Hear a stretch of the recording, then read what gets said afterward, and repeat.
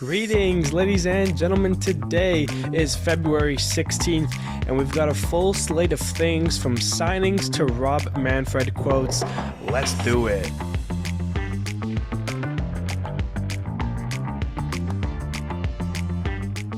Hello, everybody. My name is Steven. This is the middle of the order. How are we doing today, ladies and gentlemen? It is Friday. Once again, we've been rocking these Friday episodes for the past couple of weeks now, and we probably have one more left before we really dive into, that spring training baseball. Pitchers and catchers reported yesterday officially from all 30 teams. Officially, teams are going, teams are warming up, and there's still plenty of stuff to talk about free agent-wise. We have a lot to talk about in today's episode, so I want to quickly mention that our team reviews and profiles and projections, all of that good stuff, I am starting that on the 26th of February. It's going to go for the 3 weeks, so from Friday, from the 26th, all the way to March 15th. We're going to be doing each team's review, talking about their outlook for the season. It's about 10-15-minute episodes, and I'll be doing 2 of them a day. So I've been working on those. Very excited to be getting those out. So stay tuned for that, because it's going to be some fun stuff there. But yeah, so without further ado, let's dive into today's episode. And the first thing I want to talk about today, I don't think I touched upon it last episode. Corey Kluber. He is calling it a career. He is retiring. So let's do a little Corey Kluber talk, because this guy was nasty for his, prime years of his career. In total, in terms of accolades, he is a 3-time All-Star, has an ERA title in the books as well, and was the Cy Young winner 2 years in his career at age, when he was 24, at the age of 28. So he's in the year 2024 at the age of 28, and then 3 years later in 2017. Those are also when his All-Star years were coming about. He was an All-Star in 2016, 17, and 18. So yes, the first year he won the Cy Young in 2014, he wasn't even an All-Star that year. But from that span from 2014 all the way to 2018, you could argue that there was no better pitcher in the AL. Obviously, Verlander was still around. But, Corey Kluber is kind of on that outskirts. People often forget about how good he was when they think of, the veteran pitchers in our game. When you think Verlander, Scherzer, Kershaw, those are the 3, automatic Hall of Famers you think of. But Corey Kluber's had quite the career, quite the numbers, and you could make a case that he may be a future Hall of Famer one day. A career record of 116 and 77, 3.44 ERA, 271 games pitched, 260 starts.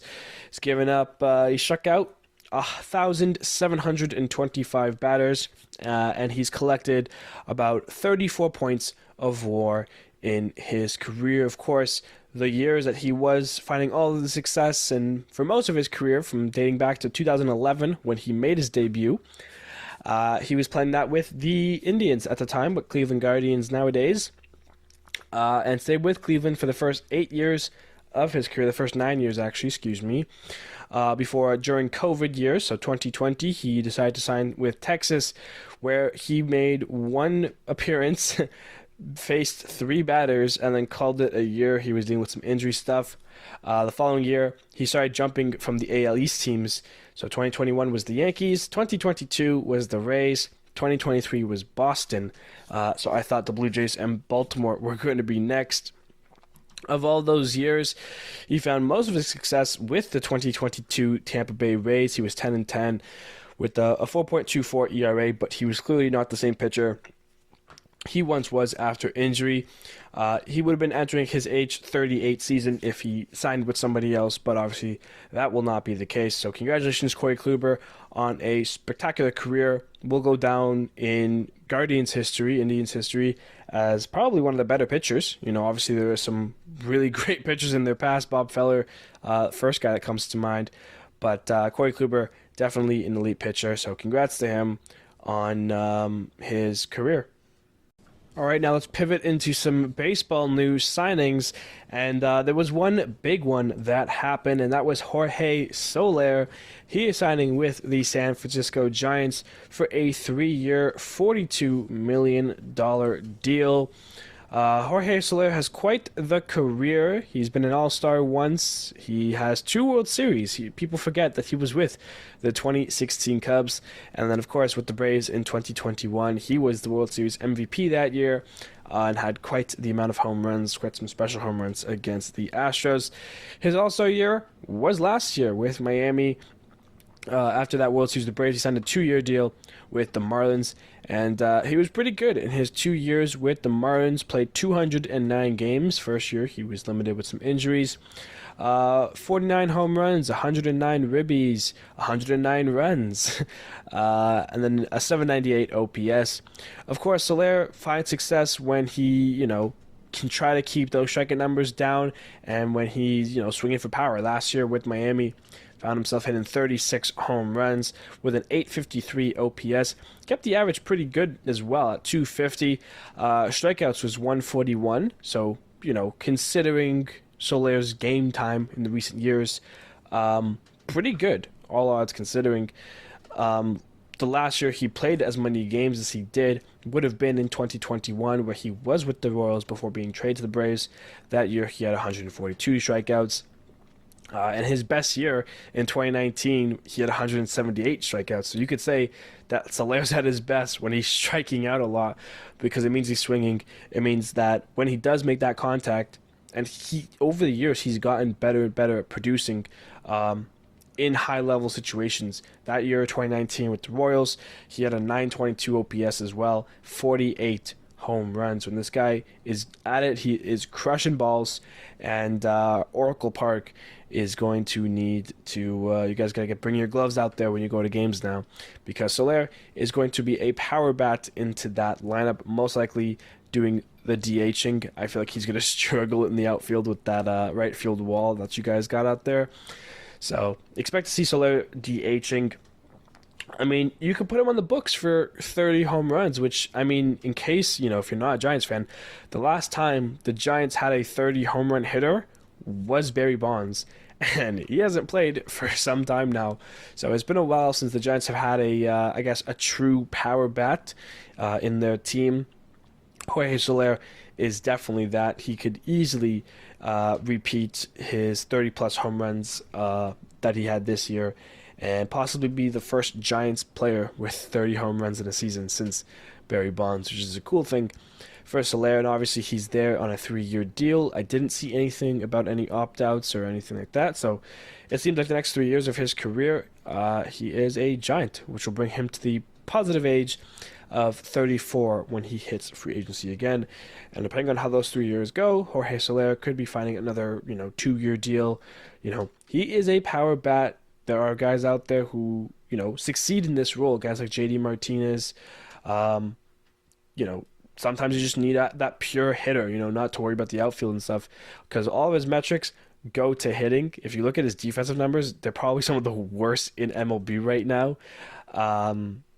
He is not a outfielder. Do not use him in the outfield, San Francisco. You will lose that game. But it's a nice deal here. I think it's, when I first saw it, I was surprised how much it was, but actually going through Soler's numbers over the recent years, he's earned it. He's put up some nice numbers. 2021 with the Braves, he ended up with an 852 OPS, which was up a lot from before he was traded, because when he was with Kansas City that year, it was at 658. So he came over to Atlanta, and he did really well in the second half of that season. So good for Soler, good for the Giants for making some moves. He's got some money to spend, might as well spend it, and Soler is not a bad bet to spend on. And now with lesser moves, we've got a couple of pitchers who have signed this past week. We'll start with the Phillies, who are signing Spencer Turnbull to a 1-year, $2 million deal.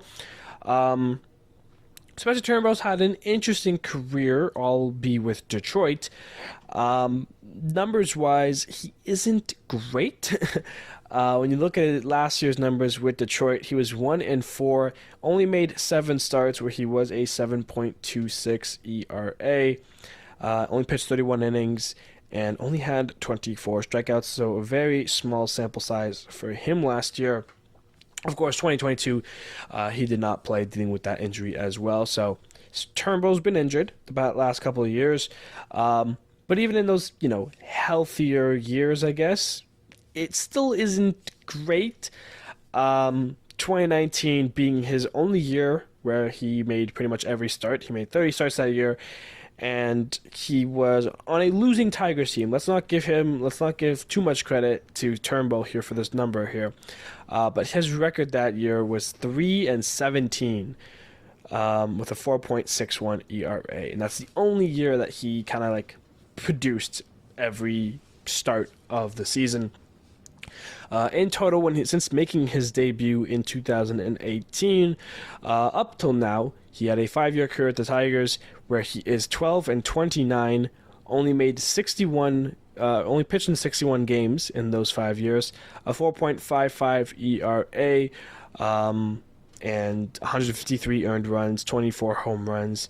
So it's a very small sample size and not great numbers. Of course, if you ever have watched Turnbull pitch, he is better than the numbers would suggest. I'm guessing the Phillies are going to use him as maybe the 5th starter, possibly a bullpen. I feel like he would have a lot more success as the long-term bullpen guy. Your starter has a rough outing, you bring him out there for 2 to 4 innings, and then call it there. I feel like Turnbull would be much better. It's an interesting move. I think he's going to look good in the Philly uniform. But, kind of replacing the Michael Lorenzen of that team at that point. So we'll see how the Phillies decide to use him and slot him in. But he is getting a 2-year deal with the Phillies. Moving on, we've got Scott Alexander, who is signing a deal with the Oakland Athletics. A 1-year, $2.25 million deal. I didn't check, but I'm not joking when I say that he's probably now the most paid player on the Oakland Athletics. Let me check that actually, because now I'm curious. I think it would be hilarious if he's the most paid player on that team right now. No, he's not. Ross Stripling, who they traded for, is being paid $12.5 million. So he's actually the most. A couple guys: Alex Wood, Elizabeth Diaz, Paul Blackburn, Seth Brown. I'll make more, but it's a good move. It's okay. It's a move for Oakland, which is kind of what you want. You want to get an MLB player, guys who are gonna bring people to the stadium. Oakland's a whole thing. I don't want to get into it too much. Scott Alexander spent the beginning of his career with the Royals before being traded to the Dodgers, and then with San Francisco the past 2 years as well. Last year with the Giants, he played 11 games, and he started 8 of those games that is an incorrect number. He played in 55 games where he started 8 of the games, so he's mostly used out of the bullpen last year, and had a 7-3 record, a 4.66 ERA, 48 innings, which isn't bad. No one hurt that. Only gave up 2 home runs, which I find very impressive. The most he's ever given up in a year is 4, and that was in 2018. So he keeps his home run numbers low. Of course, he doesn't get a lot of innings to try to give up those home runs, but still, to give up in your entire career 17 home runs in 270 innings, very impressive there from Scott Alexander. He also had 31 strikeouts last year. You can't really say much. He's a lefty. He's going to be in the bullpen most likely. It's Oakland. What do you expect them to do? They just got to fill roles, bring people in a little bit. This is their last year in the Coliseum. People are forgetting that this is the last time you'll be able to watch Oakland games in the Coliseum. Scott Alexander, he's coming over. For Oakland, at least you're doing something. You're staying kind of in the market, I guess, and signing a couple players here and there. Scott Alexander, I guess it was one of your only offers. I don't know how players right now are choosing Oakland. Maybe he wants to see the Coliseum. Maybe he just wants to play there for 1 year before it goes away. it's interesting regardless, but he is going to find himself onto the Oakland A's.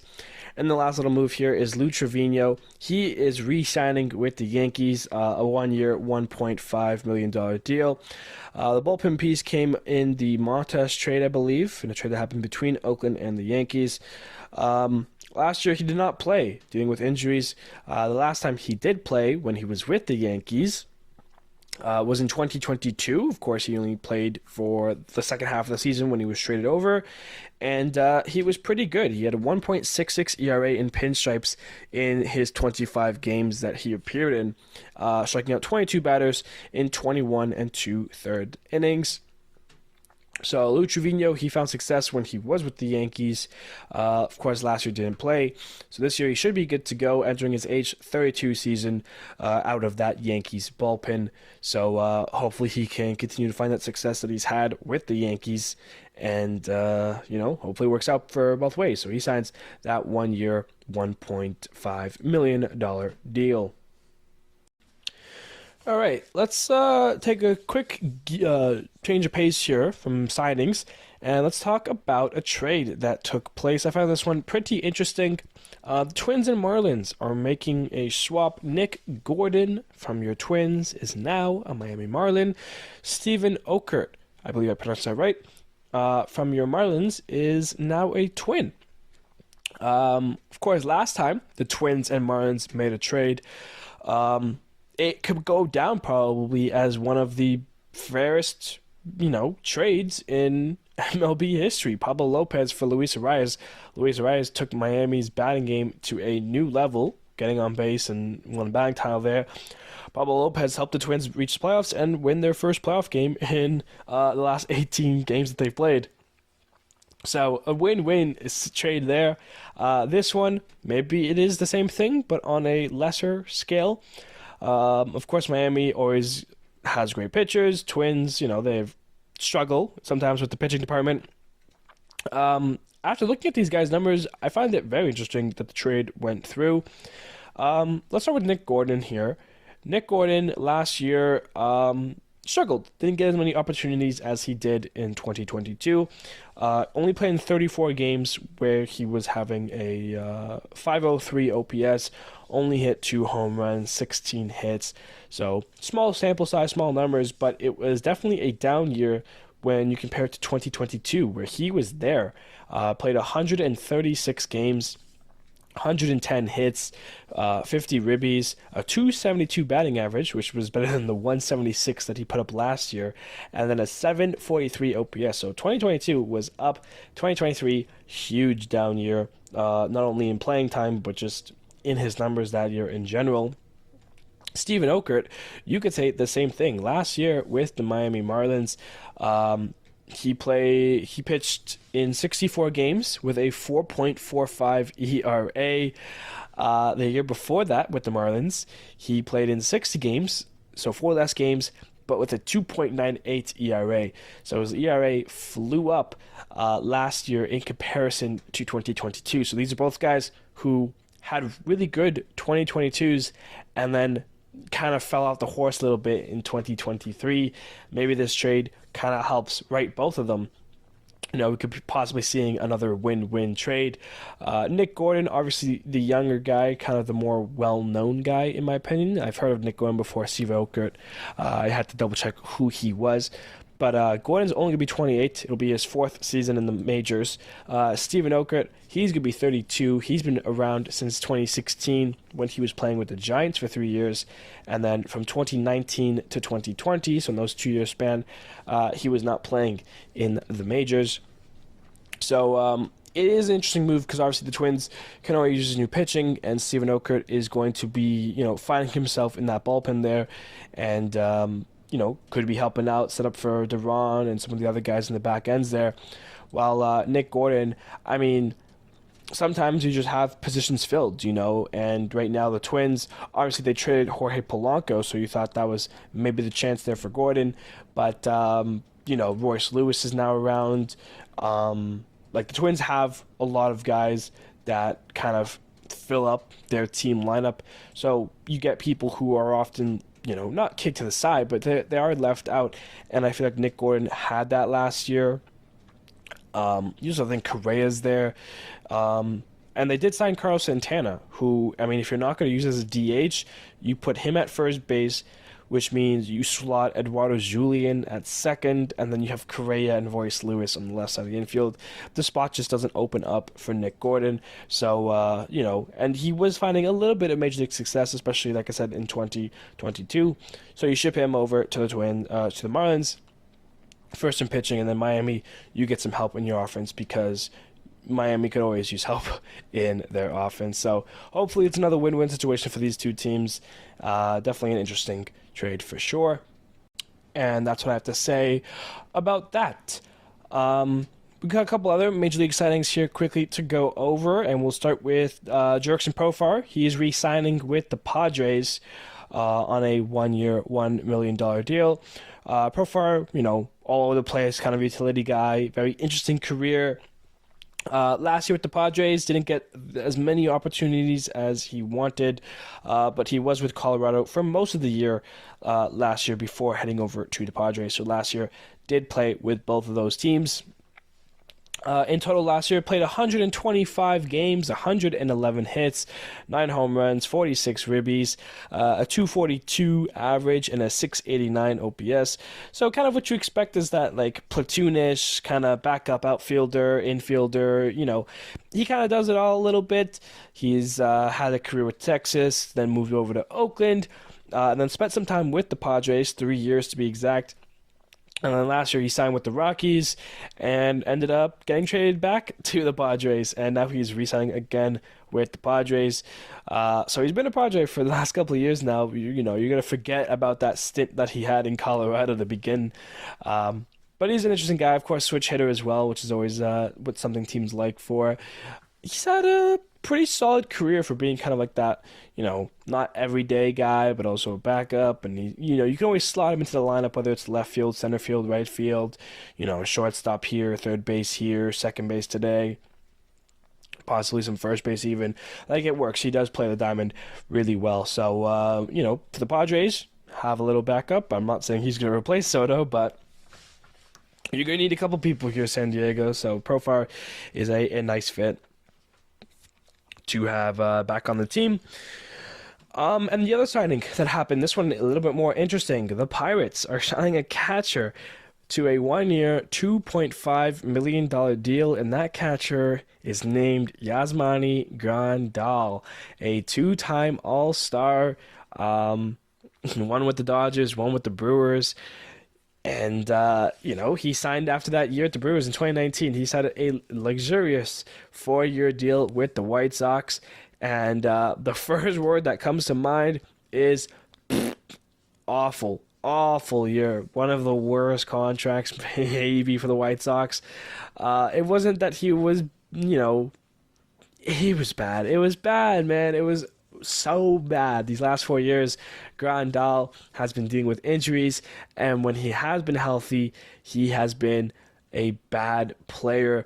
And 2022 specifically, he had a 202 batting average, a 570 OPS. This guy was a home run hitter, and he hit 5 home runs that year. Last year at the White Sox, he hit 8 home runs, and he actually played 118 games. Last year, what the White Sox here was the most that he'd played in his contract. In 2020, yes, it was COVID, so 46 games is technically a lot. That was probably his best year. 2021, played 93 games, which was, let's be honest, that was actually his best year. 23 home runs, 939 OPS. It still looked like him, but these last 2 years, rough, you could say. 5 home runs, 8 home runs, 99 games, 118 games, 570 OPS, 647 OPS. Just brutal numbers there from Grandal. Switch hitter with that power, if he can find it to the bat, which he just wasn't able to do these past 2 years. It's just, he's not the hitter he once was. He's clearly regressing. So, the Pirates are going to give him a shot here, I guess. They do have Henry Davis. They have young players. So maybe it's more of that leadership approach they want him to take. Maybe it's kind of a DH a little bit here or there. Obviously they have, they signed Riley Telez as well. So there's options there for the Pirates. I found the move very interesting. I wonder if Grandal's going to be like that everyday starter type guy, if he's going to be, platooning, when Davis needs a day off type of thing. If Grandal gets going and he's really has a really bounce back year and is putting up crazy numbers, do they trade him at the deadline for some prospects? The Pirates have some options there with Yaz money, and it all comes down to how he's playing really. So we'll have to see how this move goes out for the Pirates. But I like the ramble, I like the risk, I like the gamble the Pirates are taking with this move. All right, now we have a few not last minute, but a few more couple of signings that I want to talk about. All four of these last signings are all minor league deals, but these are notable guys that we know of. Starting off with Mike Moustakas, who is signing a minor league deal with the White Sox, but he will be making $2 million, which is pretty interesting there. Moustakas, what an interesting career he's had, an all-star 3 separate different years, 2015, 17, and 19, with the Royals and the Brewers. Of course, was with the 2015 Royals and is a World Series winner. Last year, he started the year in Colorado, played 47 games there before they shipped him over to the Los Angeles Angels, where he played 65 more games, and that was his 2023. In total, between his time spent in Colorado and LA, played in 112 games, had 87 hits, 12 home runs, 48 ribbies, a 247 batting average, and a 685 OPS.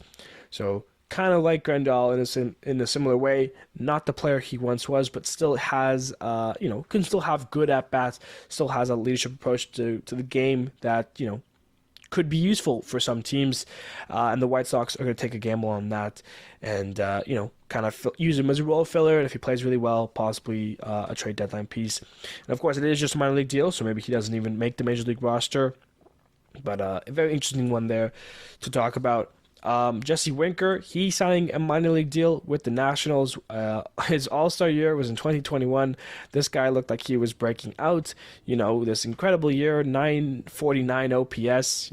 Previous year in COVID, in 2020, he had a 932 OPS. So, people are like, oh, he's next best, left fielder. This guy's a star. The Reds trade him to Seattle, which is a very smart move. In Seattle, fell off hard, a 688 OPS, just hit the nails, just woo, bombed.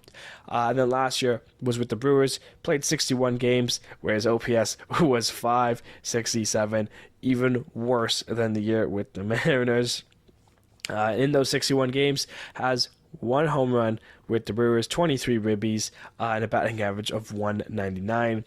So Jesse Winker, from his highest of highs with the Reds, has fallen hard, and now he's going to try to take his talents to the Nationals, where he's going to be playing the spring training, fighting for a spot on that the Nationals lineup on a day-to-day basis.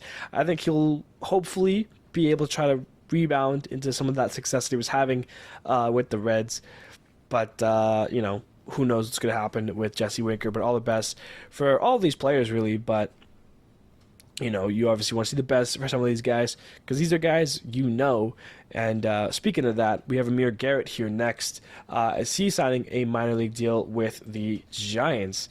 And, of course, Amir Garrett, some of you might know from the time he and Derek Dietrich and the whole, Reds versus Pirates back in 2019, the big bench clearing that happened, with Puig getting traded in the middle of it.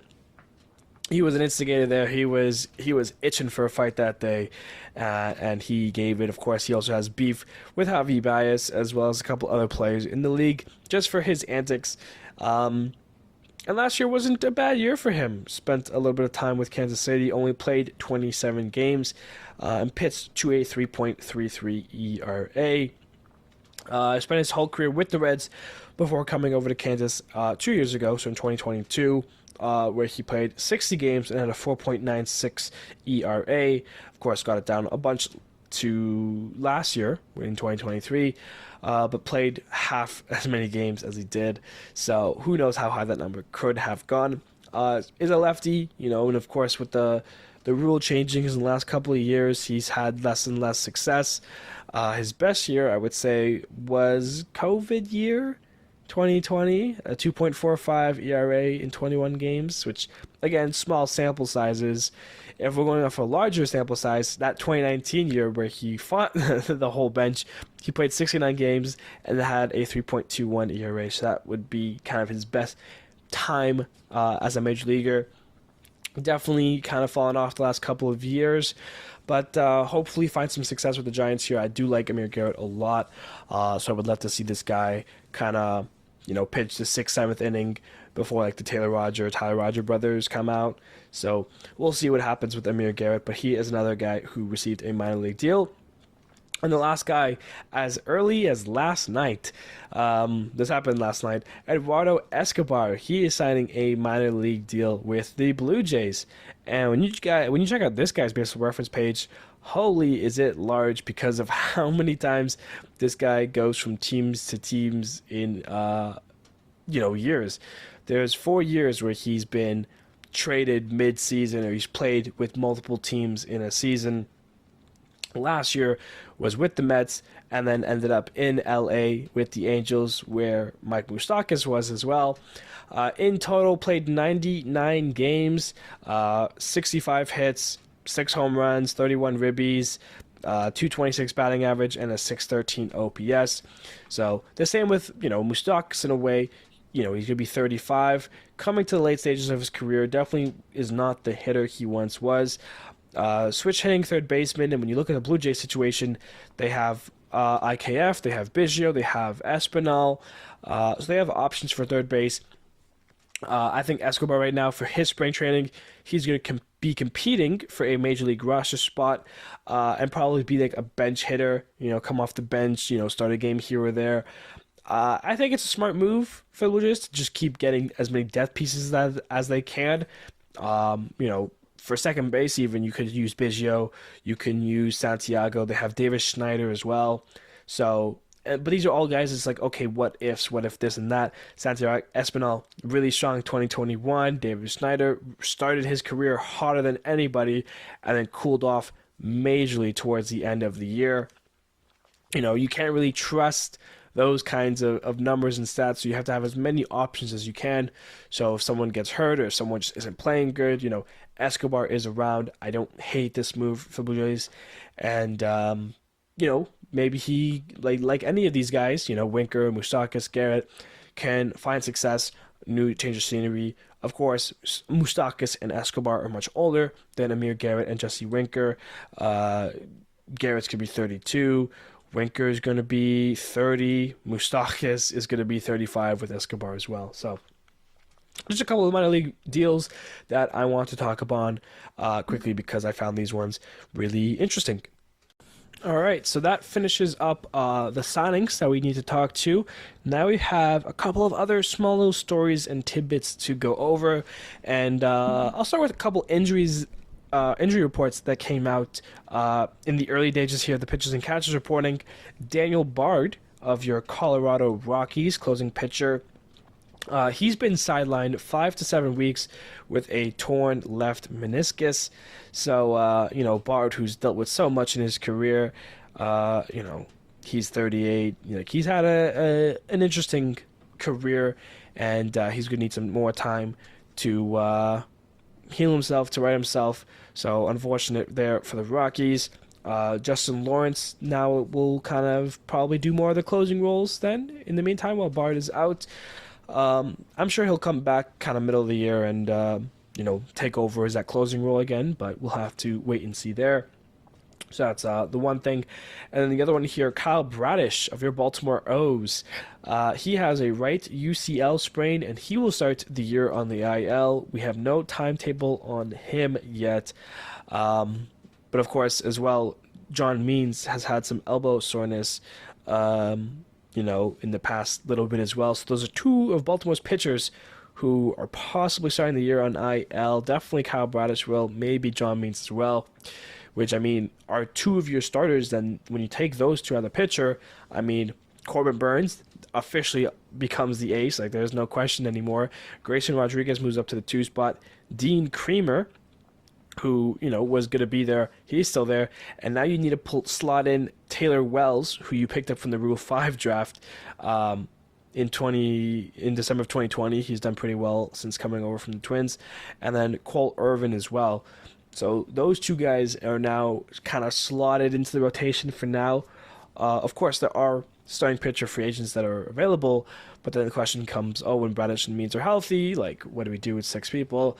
I understand the situation Baltimore's in, but I think that going out there and possibly picking up a guy might help their early stages of the year, but there is no dire straits for it just yet. But those are two little injuries things that have happened here early in this month.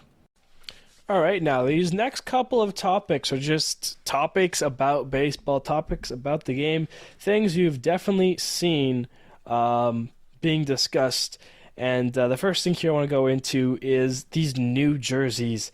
They are not great, I have to say. At first, I didn't hate it, but the more videos and photos that are coming out because of pitchers and catchers reporting, they're awful. They look poor. It's kind of the story of the spring right now of what is going on. If you haven't seen, there was reports that Nike is kind of stepping away from, like, they still own the rights for the jerseys and everything, but they're not producing them this year. It's Fanatics. And MLB posted, and I think they took down a little graphic of like, oh, why these new jerseys are going to be good and how they weigh less and they're soft and better, absorbs water better and sweat and like all these like great things. And then you look at the back of the jersey, and it looks awful. Like it looks like it looks like a fake jersey. It looks like a giveaway jersey when you go and get one of those. It's people aren't happy. A couple players have come out and said like, oh, I like it, and the players that have done that are also with partnerships with Nike. So I find that one really interesting. But there is complaints from MLB players to fans. Nobody really likes these new jerseys. They look plastic. They look fake. It doesn't look like a $400 jersey. And like obviously if this is like for the players and everything, then it sucks, but sure. But like if I go to my team's fan store and see those kinds of fakey jerseys that I've gotten at giveaways before for $200-$300, yeah, that's outrageous. I feel like that's going to plummet sales. They need to work on that. If you haven't seen any of these comparisons or haven't seen anyone talking about them, go and check it out on on social media and everything. They have one photo that's really good that I've seen a couple times now. It's a screenshot. It's like 2 photos. It has Logan Gilbert of the Mariners jersey on the left from last year, and then George Kirby's jersey this year, and you can see all the differences immediately. It doesn't look real. It doesn't look authentic. It just looks like someone just decided to make this and say like, oh, this is it now. And the fact that this is what's being rolled out it's crazy. It doesn't look good. And the more we see it now, pitchers and catchers, because obviously they're now having access to these jerseys, it just doesn't look good. The letters are more curved. There's, I saw a video and like the letters were off-centered. I don't know if that was on purpose or for mistake. It's just not good. Fanatics, if these are what's coming out this year, you guys have to change it some way, shape, or form before the season starts, because it is not good. Not good. Nobody's a fan of this. All right, next talking point. Everyone's favorite, Rob Manfred, the commissioner of MLB Baseball. MLB Baseball, what am I? I'm on it tonight. Oh my God, today in the morning here. Rob Manfred, MLB's commissioner. A lot of people, very indifferent on his character and his decisions. I'm in the same boat. Sometimes he says things and does things, and I'm like, that's pretty smart actually, good stuff. And then other times, it's not. But regardless of his past, we're talking, he met with the media yesterday and had a couple of quotes, a couple of things that I found interesting that I want to talk about. The first saying that, his current 5-year term that he's on, he has announced that it's going to be his last, and that when January 2029 comes around, we will need a new commissioner because he will be finishing. his tenure, which is, you know, it's interesting because for me, I've lived my whole life with him as the commissioner, so I've never had like a change of commissioner and a change of you know, the leadership essentially. So I'm very interested to see kind of what kind of changes happen when we roll into January. Obviously, we have 5 more years here with Rob Manfred, but he has announced it and is officially on the clock these next 5 years for his last couple of rule changes, last things that he wants to add to the game. And one thing that he did say as well is that he would like to have the process of adding 2 more teams. So, of course, this has been something that's been talked about for the last couple of years now. He wants to have that in place by the time he leaves as commissioner. And what that means essentially is not having the teams picked out, but how it's like going to be structured, how it would work, how would it like affect the schedule, the divisions, the league, essentially like have that kind of stuff in place. And then 2030, 2031 pick teams and where are we going. Salt Lake City's been very active in that regards. They've come up with I think it was a $3.5 billion renderings of a stadium, if they can get a major league team. So they're pushing for that. And, all this stadium talk, Oakland and Las Vegas, Kansas City's getting a new stadium they want, Salt Lake City's going, like, all these stadium renditions are coming out and stadium renderings. It's a lot right now for me. But he mentioned that as well. And then one other thing that he mentioned that I found very interesting was that he said that he would prefer to have a free agency signing period, ideally in December with a deadline. And of course, this was asked because of the remaining free agents that are still, here we are, February 16th, 5 days, 7 days, what? 6 days is the number. I am so tired right now. Is the number of free agents. Not, whoa, okay, can I slow down for a second here? The 6 days from now is the first day of actual spring training baseball, and there are plenty of free agents still unsigned. Of course, the big four, Bellinger, Blake Snell, Jordan Montgomery, Matt Chapman, are still free agents. Guys like JD Martinez, Brandon Belt, Mike Clevenger, Michael Lorenzen, Tim Anderson, Adam Duvall, Whit Merrifield, Tommy Pham, Liam Hendricks, Joey Votto, Hinju Ryu. Like, there are so many guys who are still unsigned, still without a team, like, and are good players. Like, those guys I listed, yeah, some of them may be a little bit older, but they still have good years, they still have good numbers. Like, what are we waiting on? Joey Votto being the exception, being 40, 41 now, but still, like, it's, let's make some moves here. And that was earlier on yesterday. Later in the day yesterday, Scott Boras, who is an MLB agent, one of the, I would say, well-known MLB agents, he called him out, saying it's a death line and a death to the players' rights, which I can understand.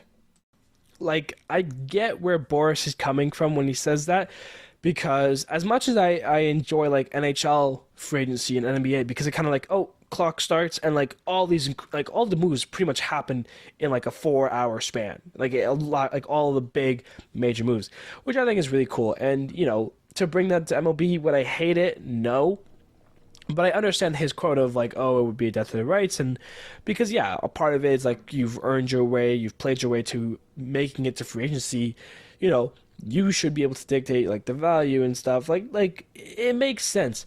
My problem is Scott Boras is talking all this stuff right now, and he's the one with his players unsigned right now. He's talking about, oh, get the value. Spring training starting, and right now your guys are getting paid $0. There is no value. They're not on a team. If you don't know who I'm talking about, the big four of Cody Bellinger, Blake Snell, Matt Chapman, and Jordan Montgomery, all four of those guys are Scott Boras' clients, as well as JD Martinez and Hinju Ryu. So those 6 guys who are unsigned right now, and of course, like I said, I did just say the list of guys who are still unsigned, and there's even more that I didn't name, but those 6 particularly are unsigned, all of which are with Scott Boras, and instead of Scott Boras coming out and start talking about Rob Manfred and what he says, maybe he should be, calling teams, seeing what's taking, like what are we waiting for here? Let's get a deal going. Because, don't you want these guys to play and make money? And, here we are, yes, there's still a little bit of time here before, official, spring training and stuff like that. But, I mean, as much as I kind of agree with what he said about the deadline and how it would negatively impact, players and their value. I think at a certain point you need to have a kind of okay, we're going to cut it off here essentially. If you got to get the big guys signed by this time so they're already ready to go. If I was Blake Snell or Matt Chapman, it's okay, I should be with a team right now practicing and really meeting my new teammates and getting kind of situated with the new environment that I'm going to be in, not worrying about your financial situation still and about having a deal in place with a team. So I think it's taking a little bit too long here. And, if it was one guy, then sure. But to have, like I said, 4 guys, all his clients, and they're just not making a deal, I don't know what's taking so long, but I'm a little annoyed with it now. I want these guys to sign. I want them to talk about their futures, what it means for the team that they signed for. These are impactful guys, and it's taking a little bit too long for me at this point. I think, with, like I said, 6 days away from actual baseball games being played, these guys need a sign this week, essentially. They should sign this week. I don't know behind the scenes stuff. I don't know anything, but I don't understand why it's taken this long for some of these guys to sign. All right, I know I've been rambling now for a little bit in this episode. We've had the last couple episodes have been pretty long here. But there's one last thing I want to talk about quickly, and that is Spring Breakout. MLB released this a little bit a while ago, I would say, during the season and everything, talking about Spring Breakout, what it is and how it's going to work around.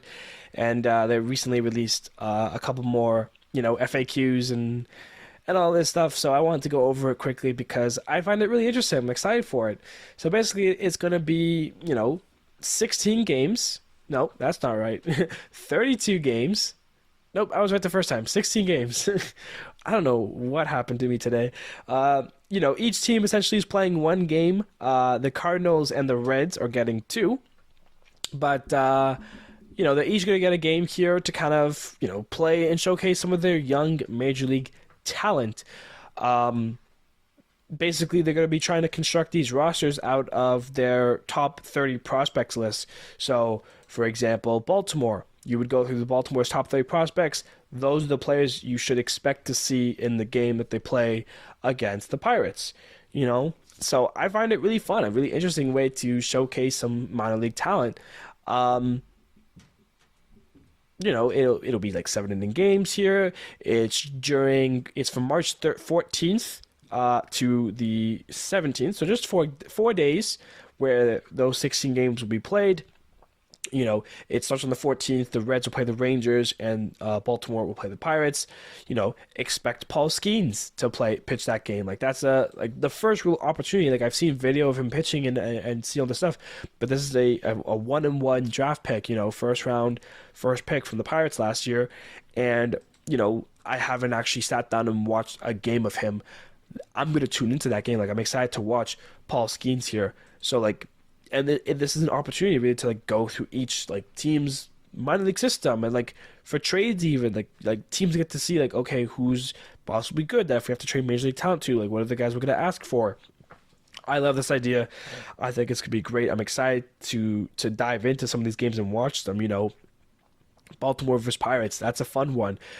Blue Jays, Yankees, Astros, Cardinals, Braves, Red Sox. That's the Grapefruit League. A couple in the Cactus League, Mariners, Padres. I think that's a really fun one. Diamondbacks, Rockies, Chicago battle, White Sox versus Cubs. I think this is great. I love the opportunity that presents itself. Very excited for Spring Breakout. I would definitely tune into some of those if you have the time for it. And yeah, I think it's a really cool idea. So I'm excited for the spring breakout to see a lot of these players who you maybe heard their names of before, but you haven't actually watched them play.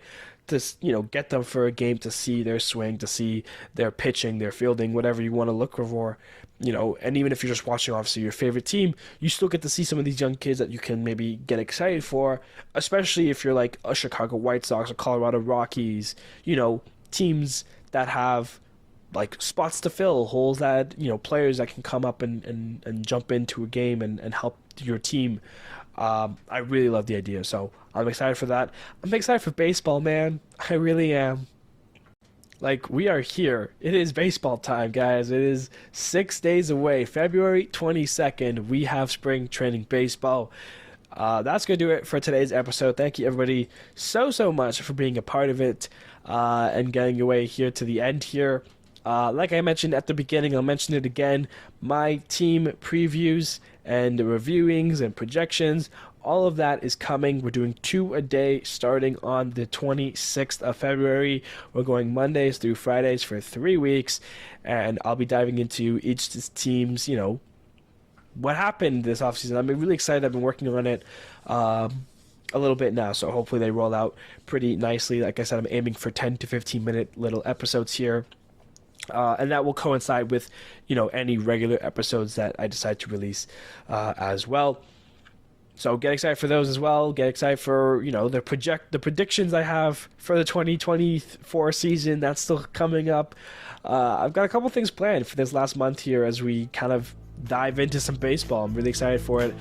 So once again, thank you everybody so much. And I will see you guys next time.